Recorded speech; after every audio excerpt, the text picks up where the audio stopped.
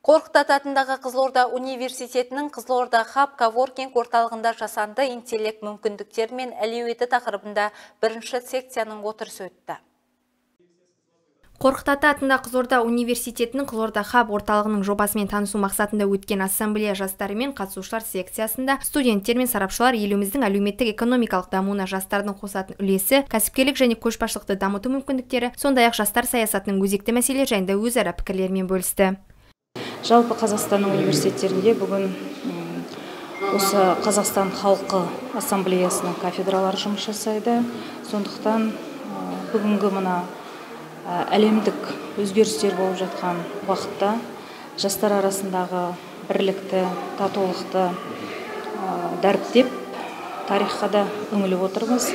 Қызылорда университетінің кәсіпкерлік орталығының басшысы құттықтау сөз сөйлеп, жастардың қоғамдағы рөлі мен олардың дамуына қатысты маңызды мәселелерді көтерді. Сонымен қатар жобалармен таныстырып, жастардың кәсіпкерлік бағыттағы мүмкіндіктерін арттыруға бағытталғанын айтты. И нужно сказать, что это важное мероприятие происходит в рамках большого форума «Сыр елі достық мекені». Бүгін Қорқыт Ата атындағы Қызылорда университетінде жаңа студенттік ассамблея ашылуда. Сыр елі достық мекені форумы облыстық жастарын қамтиды. Соған орай түрлі секциялық алаңдарымыз бар.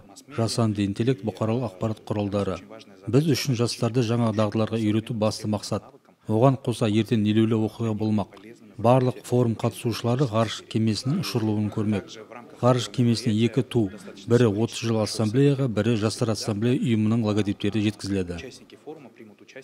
Қорқыт Ата атындағы Қызылорда университетінің басқарма төрағасы ректор Бейбіткүл Кәрімова студенттердің алдағы жұмыстарына табыс тіледі. Фариза Төреханова, Руслан Жүсіпбек, Индира Раисова, Қызылорда қоғамдық телеарнасы.